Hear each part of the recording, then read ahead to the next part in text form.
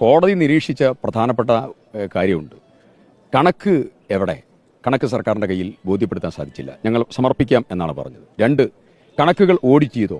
Audit ചെയ്തിട്ടില്ല. കേന്ദ്ര സർക്കാരിൻ്റെ മുമ്പിൽ നിങ്ങൾ ബോധ്യപ്പെടുത്തിയ കണക്കെത്രയാണ്, ഇനി എത്രയാണ് നിങ്ങളുടെ കയ്യിൽ നീക്കിയിരിപ്പുള്ളത്, ബാക്കി എത്ര പണമാണ് ആവശ്യപ്പെടേണ്ടത്, ആ കണക്ക് സർക്കാരിൻ്റെ കയ്യിലില്ല. സർക്കാരിൻ്റെ സമീപനം ഒരു ദുരന്തമാണ് എന്ന് കോടതി പറയേണ്ട സാഹചര്യം ഉണ്ടായി. കേന്ദ്ര സർക്കാർ പണം തരാതെ മനുഷ്യത്വരഹിതമായി സമീപനം സ്വീകരിച്ചപ്പോൾ ഒരു നടപടിയും സ്വീകരിക്കാതെ ഇരുട്ടിൽ തപ്പുന്ന സംസ്ഥാന സർക്കാരിന്റെ മറ്റൊരു ദുരന്തം അവർ ക്ഷണിച്ചു വരുത്തിക്കൊണ്ടിരിക്കുകയാണ്. പ്രധാനമന്ത്രി നേരിട്ട് കണ്ട ദുരന്തം, പ്രധാനമന്ത്രി ദുരിതാശ്വാസ ക്യാമ്പിൽ പോയി നേരിട്ട് കേട്ട ദുരന്തം, എന്നിട്ട് അവസാനം പറഞ്ഞു, നിങ്ങൾ ഒറ്റയ്ക്കല്ല, ഞാനും എൻ്റെ സർക്കാരും കൂടെയുണ്ട്. സ്വന്തം വാക്കിനോട് നീതി പുലർത്തേണ്ട ഉത്തരവാദിത്വം പ്രധാനമന്ത്രിയും ഭരണകൂടവും നിർവഹിച്ചിട്ടില്ല. ദയനീയമാണ് അവസ്ഥ, അതീവ ഗുരുതരമാണ് അവസ്ഥ.